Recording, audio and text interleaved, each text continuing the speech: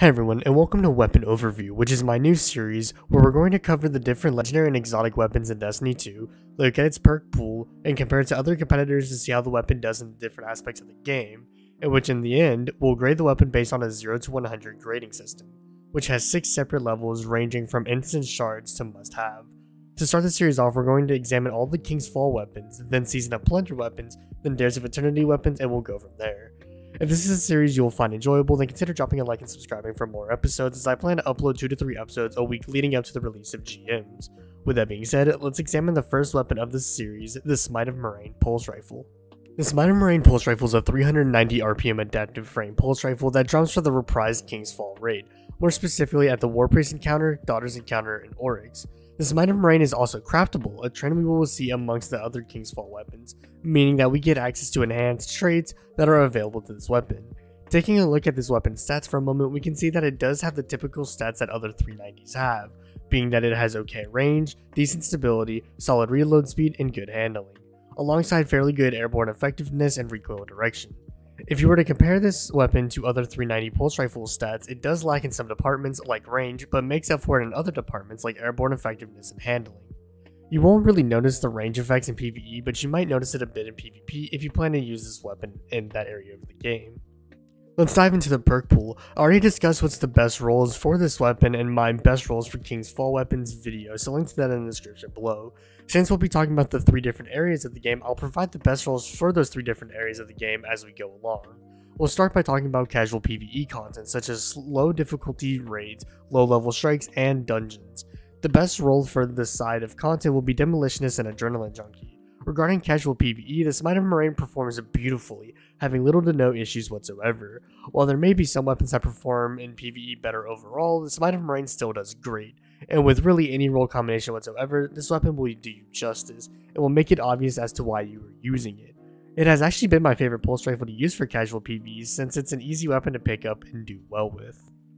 Regarding higher end PvE content, which consists of Master Raids, Master Dungeons, and GM Nightfalls, I find the stats for all 1-for-all combination to be the best easily, although I'm pretty sure this comes as a surprise to absolutely nobody. Another role that I can see performing pretty well in higher end PvE content is Focus Fury and 1-for-all, as if you proc both perks, your weapon will get that 55% damage buff, which could be nuts in GMs.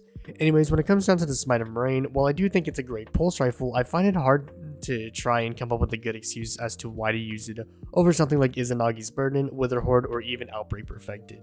Smite of Merain is a good pulse rifle and does perform well in PvE content, but I find it harder to pull it off in GMs, especially with the anti-barrier mods that we have this season, such as anti-barrier sniper rifles.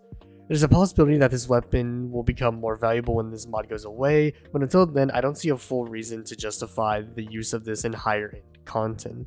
Let's now shift our focus over to PvP. We saw an increase in the use of different pulse rifles in PvP last season, with those pulse rifles ranging from the Messenger, No Time to Explain, Peace of Mind, and more. So how does the Smite of Merain compare to these Goliaths in PvP? Well, with the right perks, this weapon could go toe to toe with the popular picks.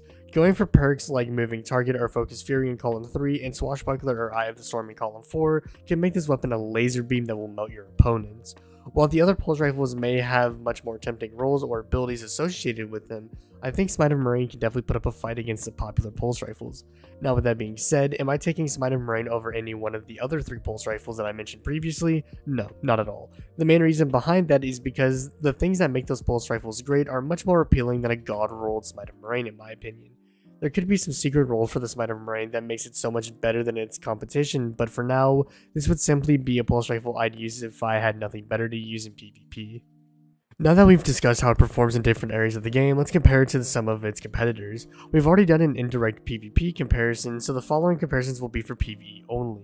The pulse rifles I chose to compare to the Smite of Merain are the Syncopation 54 and the New Purpose, with the Syncopation being a world drop and the New Purpose dropping from the Duality dungeon, more specifically at the end of Kaido's encounter.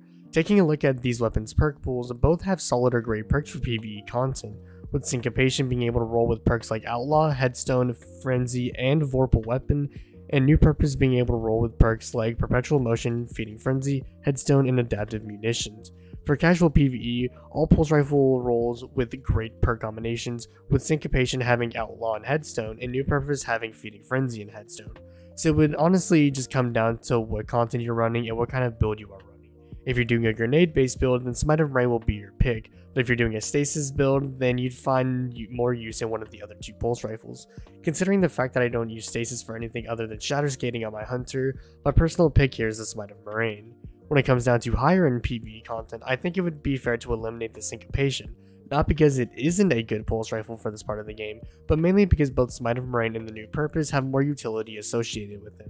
When it comes down to Smite of Merain and new purpose, the better of the two will depend on which one gets more utility out of the perk combination. For me personally, I'd end up taking the stats for all 1-for-all roll of Smite of Merain over the Focus Fury 1-for-all roll, for both the synergy and consistency of the two perks. However, even with that roll, I'm still going to take the new purpose over the Smite of Merain. The main reason for that is because the new purpose has adapted munitions, making it effective against any elemental barrier in the game. Furthermore, new purpose would be able to pack a good enough punch against adds without the need of a damage perk, while with Smite of Merain, it would not be able to do as much without 1-for-all. Therefore, new purpose would be my option.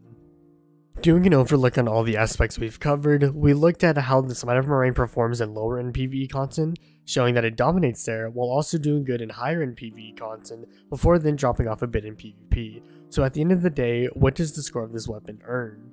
Well, for low end PvE content, I'm personally giving this weapon a 7.5 out of 10, as I think it's a good option for this area of content, but still being beaten out by only the top tier options. In higher end PvE content, I'm going to give this weapon a 7 out of 10, since it's a good option in high end content, but still being beaten out by not only the top tier options again, but also just some other pulse rifles.